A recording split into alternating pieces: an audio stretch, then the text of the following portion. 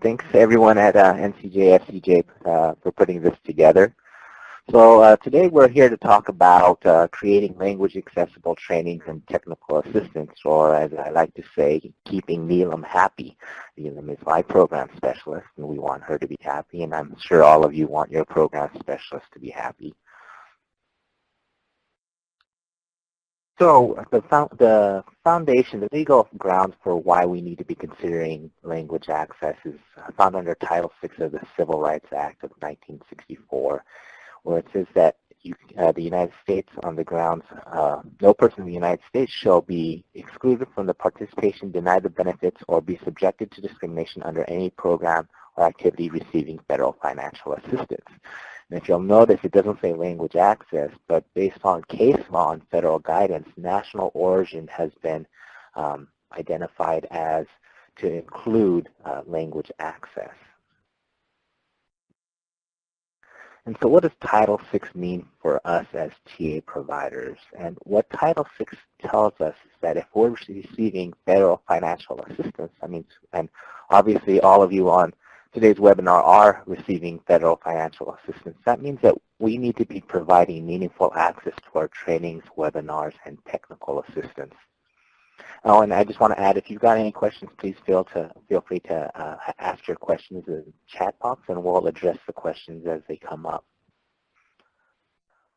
Another question that comes up for us is, well, I'm a multi-service agency and we have this small TA grant. Does that mean that the rest of my agency has to provide language access? And the answer is yes. So if any part of your agency is receiving federal funds, you need to be in compliance. Your whole agency organization has to be in compliance with Title VI. So even if you're a direct service provider, but you also have a TA grant, your direct services, if they aren't receiving federal funds, are still responsible for complying with Title VI.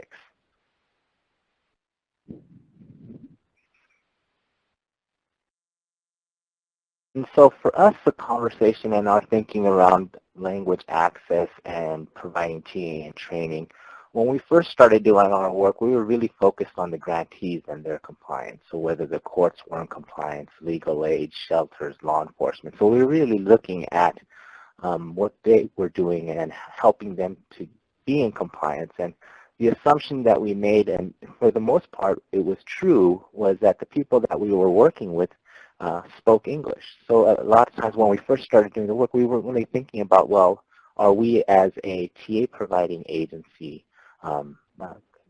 language accessible? And so when we frame the conversation around our work as TA providers and trainers, the question comes up, well, who are we? What do we do?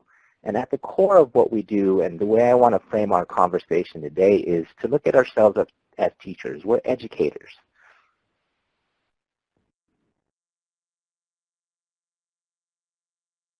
And so why are we looking at it, and why has this come up? And I mean, very frequently when we go to trainings, we're not really coming across a lot of people that we feel like require interpreters. And what we found is that as we've worked with organizations to enhance and improve their language accessibility, what they've been doing is they've been turning to and hiring, seeking volunteers who are monolingual. So if you're familiar, there's the Promotora program, which has been pretty successful, where they hire monolingual advocates that are in the community to help bridges with the community and to help educate the community about their rights and the resources that are available.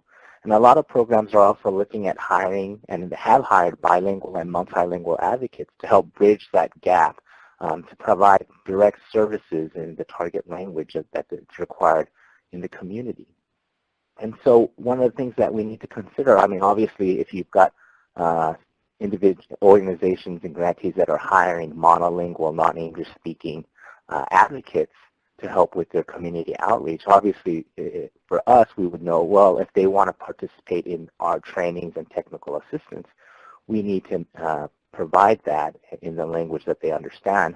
But we also need to consider, when we're working with bilingual individuals, what language are they strongest in? And so when I talk about what language that we're strongest in, is to consider, well, as a learner, would the individual benefit more from having it training in their native language versus a language? English may be their second, third, or even fourth, fifth language. So if we want to be effective teachers and we want our students to learn, how can we target and how can we develop our trainings and technical assistance to meet their needs, to maximize their ability to learn? One of the things that we want to talk about as an agency is whether or not you have an LEP plan in place. And this is more broadly to your organization, but right now I'm kind of focusing on what you're doing as you're developing trainings and as you're doing your technical assistance. So right now when you're doing registration, does it include an area where individuals can request language accommodations? And I'm not just speaking to spoken language, but also for individuals who are deaf or hard of hearing. Do you have a process for hiring interpreters and translators in place? Does your staff know how to contract for interpretation and translation services? And so a lot of times when we work with agencies, one of the challenges that comes up is that there's somebody that works on the language access plan, develops the language access plan, gets their board to sign off on it, but that individual is the only person that's aware of the plan. So from your receptionist to your executive director, do they know how to access those language services? Are you turning away LEP individuals? So if you've got LEP individuals calling and requesting trainings or technical assistance, are you able to provide those services to them? Are you referring them out, or are you just telling them that you can't help them? Another instance that frequently comes up for some TA providers is that they do receive calls from LEP individuals because the LEP individual is seeking help. So are you able to refer those individuals to direct service providers that can assist them? Do you have translated materials? Another thing that you should understand, and this is something that we look at when we work with agencies, direct service agencies, is do you know if your TA and training service population includes LEP individuals? So who are the grantees that you're working with, and do they include individuals who may need language assistance services? Are you notifying your grantees of the availabilities of for interpreters and translating materials? So when you have registration or you're putting out announcements for trainings, do you let them know that an interpreter is available to them upon their request? And another thing that we throw out there is part of your plan using Google Translate. And the reason why we throw that out there is I think we all agree that technology is great, but we need to be very cautious on the use of technology. About a year ago, I believe, an article came out, and there's a festival in Spain, and it's the Grelo Festival, and I guess it's in this small town. And it's essentially a festival about a vegetable. And so they were advertising this festival across the EU, and they used Google Translate to translate their flyers. And it wasn't until after they distributed the flyers that somebody realized that one of the translations that went out did not advertise for the vegetable festival, but actually was advertising for the clitoris festival. So you can see that potentially made it a very popular festival, but it was a significant mistake, right? And so when we're talking about the work that we're doing and the people that we work with, we want to be very careful about the use of technology because we can't afford those types of mistakes in the work that we're doing. And I also want to throw out there that both NCJ, SDJ, and the Institute are here to assist you. You don't have to recreate the wheel. Many of us have been doing this work and planning trainings and providing technical assistance to LEP individuals. So you're not recreating the wheel. Resources are out there, and we're here to help you with that.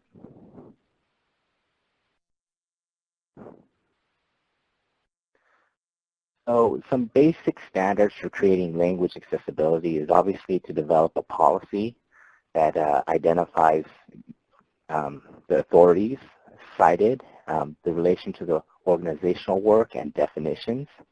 A big part of that is following that is developing the plan, and the plan is your blueprint for how you're going to provide language access. And the first question is, who will implement? And what I say by who, we're talking about a position within your organization. A lot of times organizations, there's one or two individuals who are assigned this task, and then their names become attached to it, but it's not really attached to a position. So when those people leave, the language access plan leaves with them. So we encourage you, so whether it's at the director level, or there's a senior staff level, or there's an administrator level position, to include that within their job description. So you have somebody who's aware of that this is part of their responsibility. Including staff training and procedures. So training on working with interpreters, training on using the plan, training on working with LEP individuals, identifying LEP deaf and hard of hearing communities within the population of grantees that you're working with, monitoring effectiveness and updating policies, outreach and notice to the grantees that interpretation and translation is available, setting timeframes and benchmarks so that you make sure that you're implementing the plan effectively, and then talking about how you'll provide meaningful access to your TA in training.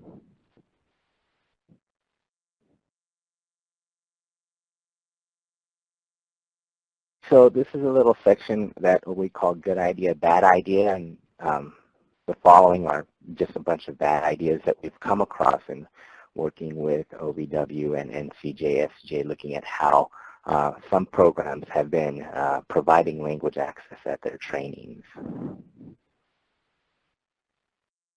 So asking individuals to withdraw their request for interpreters, asking them to say, hey, can you do that in English? Many programs are relying on bilingual and multilingual staff who are English language learners. English may not even be their second strongest language. And once again, looking back at as our job, what's our job? Our job is to teach people. And if we're not teaching them effectively, we're not doing our job. And so when people request an interpreter to help them with the trainings that we're providing, it's imperative upon us to be able to, as good teachers, to provide them that resource. And really it's a question of taking it from our own perspective. If we had to go to a training and we knew that what we would be learning could impact victim safety, and we knew that the best language that we could learn in is English, but the training is in Spanish, wouldn't we in turn say, hey, you know what, I would really appreciate having an English interpreter to make sure that I learn everything that I need to know? Another thing that's come up is using grantee staff to interpret for coworkers. So a lot of at the trainings, grantees will send a team of their staff to participate in it.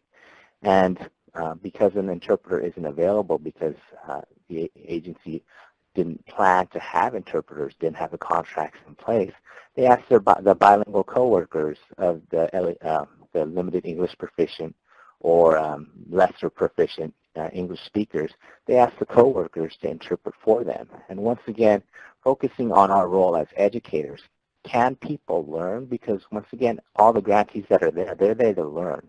And interpretation is really hard, and it's something that you have to focus on. And also, most of the people that you're going to be seeing at these trainings haven't been trained on interpretation.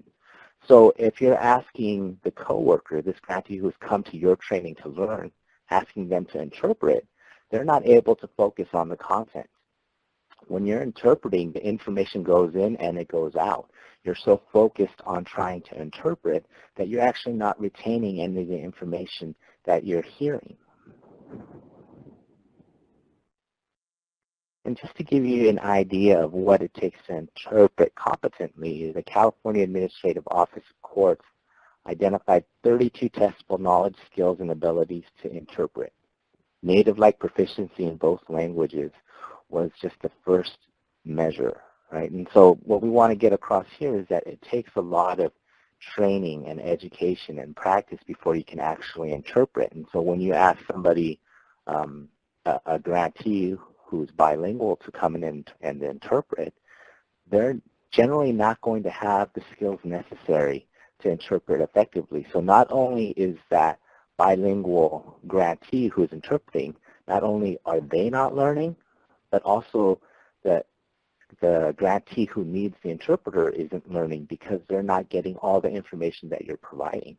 They may be getting less than 80 to 90% of the information that you're providing to them. So once again, are they learning? And they won't be learning if you use untrained, unskilled interpreters and you're asking the coworkers to interpret on their behalf. So the Interagency Language Roundtable, and that's a group of federal agencies who got together, have established standards for interpretation. And so when you're working with interpreters, and once again, this is just to give you an idea of what you need to be looking for when you're asking people to interpret, and also why people who are not interpreters, who are just bilingual, shouldn't be interpreting. And what we recommend is that you try to identify interpreters who are functioning at level 3, and that's at the professional performance level. So these are individuals who are able to interpret consistently in the simultaneous, consecutive, and sight modes. So for us, it's important to understand and know the distinction between simultaneous and consecutive. Simultaneous is what, like when you see people at the United Nations, where the person is talking, and then there's the interpreter in a booth with a headset, and then the non-English speaking person has got a headset, and while that person is talking, the interpreter is pretty much shadowing and interpreting what is being said at the same time. Consecutive is what you'll generally see in court, where it's where there is a question and answer format. So the attorney is asking the witness on the stand. So the attorney will ask a question, stop, the interpreter will interpret that question to the non-English speaking individual, and then the individual will respond, stop, the interpreter will interpret back to the court. Also, in terms of the standards, to be able to convey many nuances, cultural allusions, and idioms, a minimization of hesitation, and can handle some specialized subject matter with preparation. So this is also key because the work that we do is very specialized, particularly when we talk about working with and providing services to victims of domestic violence, sexual assault, trafficking, and dating violence.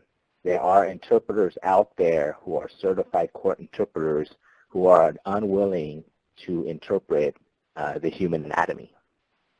I've actually heard a couple of certified court interpreters out there who are unable to say penis. Rather than interpreting penis, they will say downstairs area. So obviously when you're thinking about the terminology that may come up at these trainings, you want to make sure that the interpreters are able to interpret accurately when you're working with them.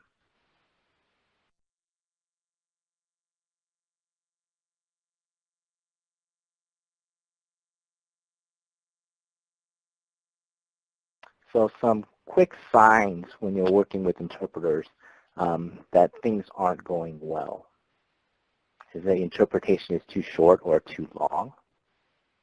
So I've been talking for the last 20 minutes nonstop, and then if I were to stop, and then the interpreter in the webinar said, Canon says you need to comply with Title VI. You can kind of get a sense that something's going wrong, right? When interpretations are too long, what could be happening is side conversation and commentary. The interpreter has difficulty understanding and speaking English or the target language. The interpreter keeps asking for information to be repeated or clarified. The interpreter is having side conversations. The interpreter can't hear, and this is a big issue that comes up during conferences and trainings where the room is really loud or the interpreter is positioned so they can't hear the speakers. The LEP participant can't hear. or the interpreter is distracting the participants, right? And so, and I'm going to talk a little bit about this later, but a huge part of that is making sure that you have the proper equipment. And if you've noticed, if you don't have the right equipment, what you end up potentially in the situation, particularly during trainings, is you have the interpreter interpreting simultaneously while another individual is talking, right? So it's kind of like trying to talk. So we've all done trainings where it's right after the break and we're trying to get people back into the room, sit down and settle down because, you know, we're about 15 minutes behind schedule and we want to get running, and you've got all these people talking. So you imagine that, and that's kind of the scenario where you have simultaneous interpretation without the equipment. It can be very distracting both for the interpreter, but also for the presenters and also for the LAP individuals and the other participants in the room.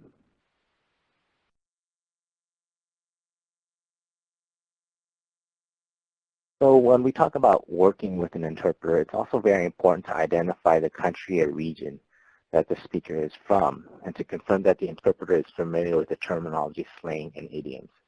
So like one of the examples we give is that Spanish isn't just Spanish, right? You have speakers from Mexico, Puerto Rico, Venezuela. And the slang and the terminology that's used varies from each country. So you want to make sure if you can identify who your participants, where they're from, and also identify where their service population is from. And I then turn and ask and work with interpreters who are familiar with the terminology, slangs, and idioms that are used in that region. Always use first person, use plain English, and avoid jargon. Do not use acronyms, and I'm always guilty of that. I love my acronyms, and I always end up having to stop and explain them. Also, when you're planning a training and you are using interpreters, it's going to just take a little longer. And so when you're planning and you're scheduling your agenda, to be aware that when you have an interpreted conversation, particularly because we like to have question and answer segments, right, that you might need a little more time made available so that LEP individuals can participate. Repeat questions from the audience, and if possible, and we strongly encourage this, is if you're going to be working with an interpreter, to give them the conference materials ahead of time so that they can go over them, familiarize themselves with it, look up any terminology that they may be unfamiliar with, but also prepare them for the work that they'll be doing. We're doing trainings to assist victims and survivors. Some interpreters may not be comfortable with the content. And what happens then is that interpreters may leave, they may summarize, they may avoid interpreting certain content that they're uncomfortable with. And that in turn, what happens, right? Then the people that we're supposed to be teaching aren't learning.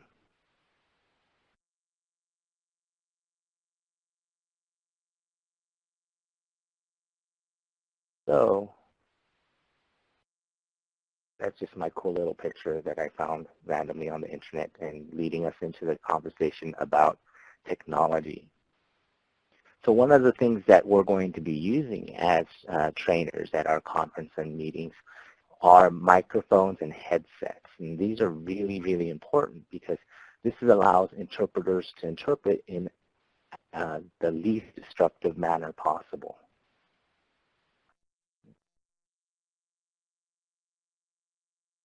So some tips on on-site interpretation. What we encourage you to do is when you're doing on-site interpretation to have team interpreters.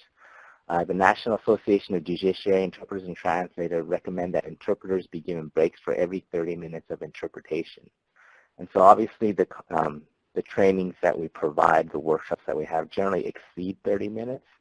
And what happens is, what they found is after about 30 minutes of interpretation skill starts to degrade and you start losing accuracy.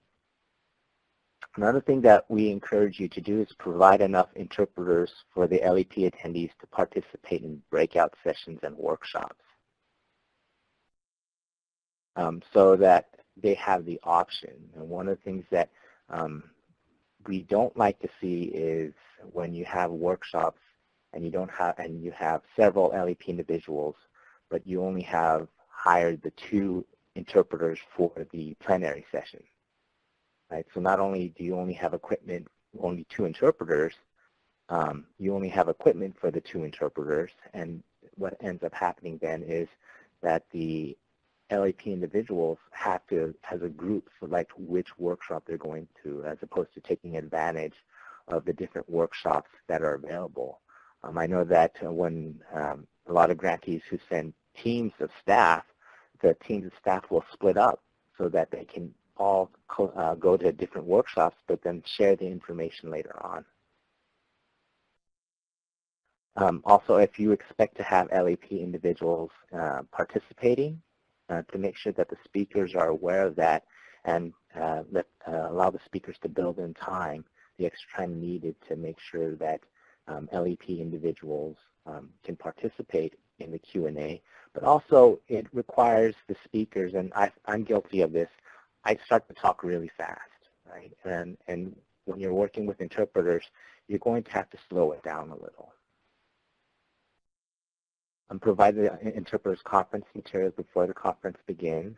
Consider translating your materials, PowerPoints, handouts, and to make them available.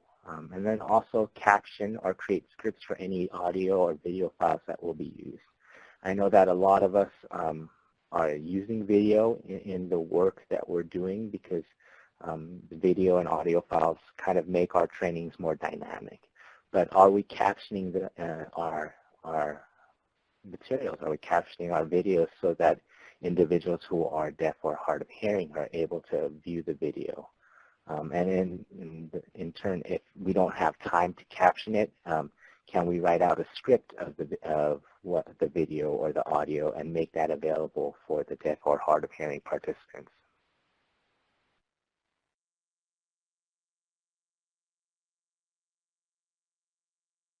We want to highlight that you want to make sure that you have enough equipment for conferences and trainings. And the reason why that's important is because the headsets and the microphones allow the interpreter to interpret in the simultaneous mode in a whisper mode. And so what that looks like is, and if you've seen a really good interpreter do it, you can't even hear what they're saying. If I can be sitting right next to the interpreter, I can barely hear what they're saying, and that's because they're whispering into the microphone. And what that does is you avoid any distractions. So it'd be kind of like me talking, but then also somebody else talking over me, right? And you can picture, it may not reach across the whole room, right? But somebody sitting at the table would be distracted and wouldn't be able to concentrate on the material that's being presented. So what we want to make sure is that you have enough of the equipment so that the interpreters and the participants are able to participate, and that you're not disrupting the rest of the participants by with the interpretation. And the microphones and the headsets that I'm talking about are going to be separate from the microphones that you have available to your faculty. If you contract with an interpreter, we always recommend that you ask, hey, do you have interpretation equipment? If they don't know what you're talking about, then you probably don't want to be contracting with them. If you are a TA provider that does training in more rural areas, you might be able to find interpreters, but they in turn may not have equipment. So one of the things to consider is possibly buying interpretation equipment and traveling that with you, much like you do with your laptops and your projectors and things like that. So if you're interested in the equipment, you want more information on that, please let me know. I'm more than happy to talk to you about that. Also, make sure that you have enough microphones.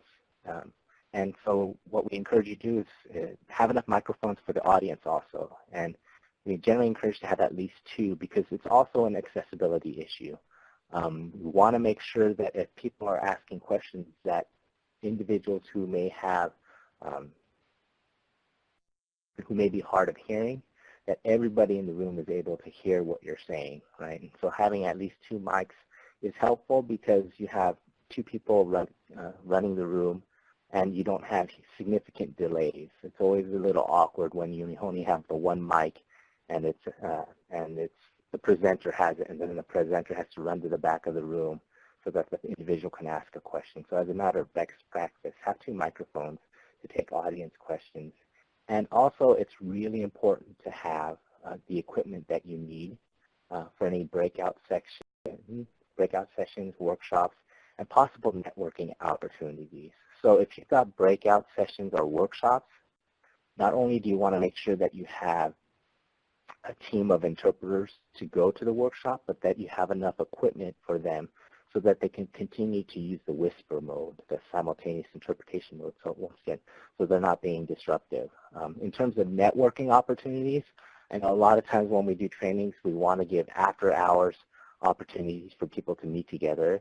Obviously, it's not OVW funded, and there isn't any OVW money going to food or drinks, but we still schedule these events so that people can get together and network.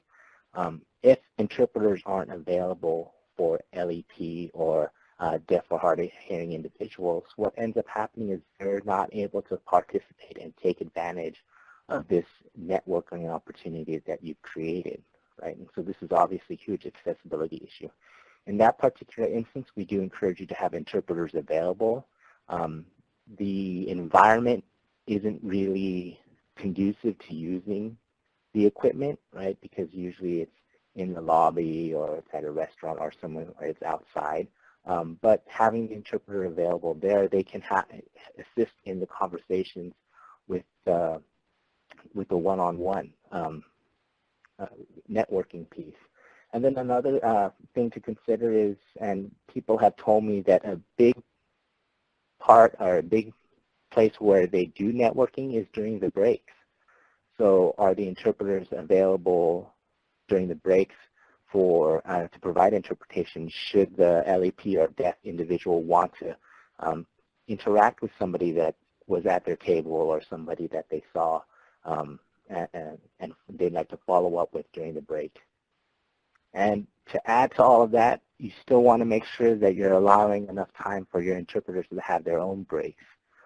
So it does require a lot of planning, which is why we encourage you to develop and implement a language access plan.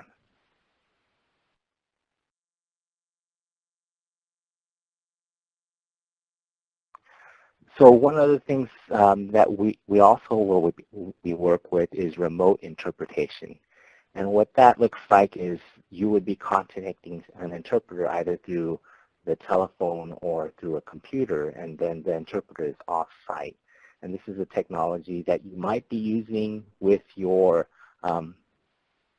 trainings if you're unable to locate a local interpreter or you're unable to fly in an interpreter. So taking into consideration, once again, that why the plan is important, right? Because if you're looking at using remote interpretation using technology, you have to know, you have to have a process in place to set that up in your plenary sessions, and then how are you going to have it set up in your workshops? Also, remote interpretation is largely how you may be doing your technical assistance with an organization.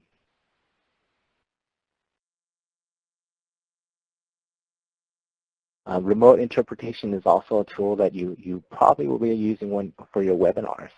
And so depending on the technology that you have and which software you're using, you'll want to set up a separate conference line for interpreted languages, which requires planning ahead of time.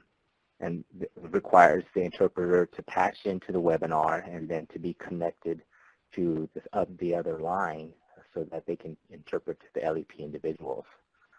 Using team interpreters to provide the interpretation during the remote interpretation, translating materials ahead of time. The reason why we really like Adobe Connect is because it allows us to have captioning and live captioning while we're doing presentations.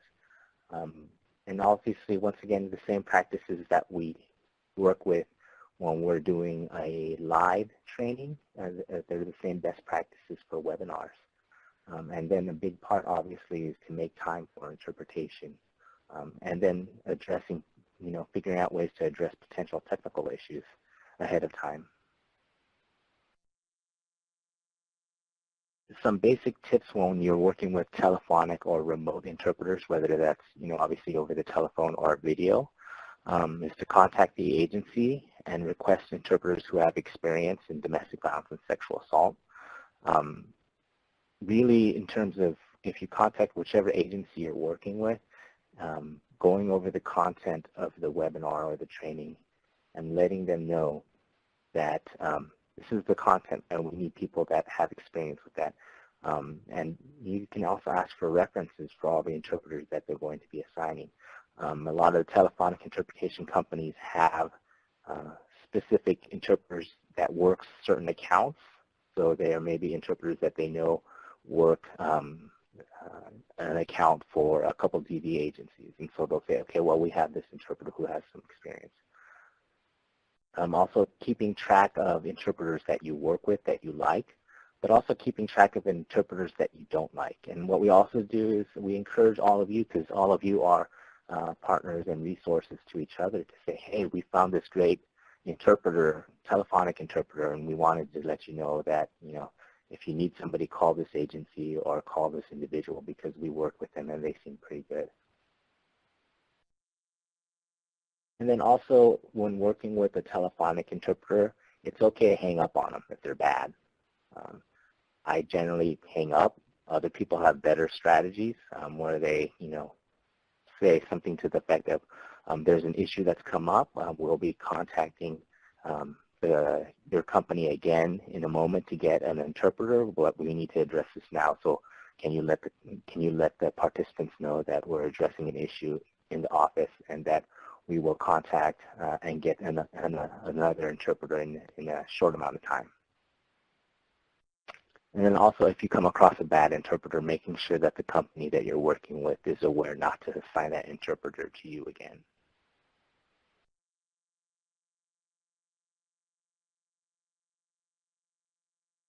So here are some resources for you. The American Translators Association and the Association of Language Companies. First, the American Translators Association has a certification for translators. So if you want certified translators, that's a good starting point. The Association of Language Companies is just a professional organization that has the contacts for multiple interpretation and translation companies. The National Association of Judiciary Interpreters and Translators, that is a professional membership organization of legal and court interpreters. They also maintain a member list, so if you're looking for interpreters, you can contact them directly. The National Center for State Courts lists the contacts for interpreter programs in its member states. So if you're in a state who is a member of the National Center for State Courts, you can look at that list and identify who you need to contact to get the list of certified and registered interpreters in your state. And then also potentially looking at volunteer match. Another thing that we've been doing is we've been working with agencies, and there are also several other agencies who have created interpreter pools. So if you're interested in trying to tap into local interpreter pools, you can get in touch with us and we can see what resources are available to you. So with that, I know it's a lot of information that we provided to you. Once again, this isn't something that you have to do on your own. We're here as a resource to all of you. If you don't have a plan and you'd like to take a look at a plan, the Institute has created a language access plan. It may not work for your organization, but it's also a good starting point for you to think about how you would implement and provide language access. And then also NCJ, SCJ has a lot of materials on like their registration form, where it includes questions about requests for accommodations. So once again, we want to make sure that you know that we're available. Looks like we have a question. So Liz asked a question about if we're aware of any interpreter or translator agencies who specialize in domestic violence or sexual assault. We've heard to varying degrees the success people have had with interpretation agencies. So one of the things that we're doing right now is Martha Cohen, she's a court interpreter manager in King County, Seattle. She has a list of interpreters that she's screened, and what you can do is you can contact her directly and let her know that you need interpreters who have experience with domestic violence and sexual assault, and that you would like to contract with them, and she can connect you with them. I'm following up on another lead for a telephonic company, an interpreter company that's been doing some work. And once I get a little more information on them, I'm more than happy to share that with everybody that participated on the webinar. In terms of translator agencies, when I worked for the Administrative Office of Courts in California, we worked with a translation company called Transcend, and they translated all of the California court domestic violence forms and informational materials, so that's a good starting point. But once again, if you're looking for some specific recommendations, just give me a call and I can follow up and provide you some more resources. And Savannah, thank you for sending the update of the NCSC link. Appreciate that.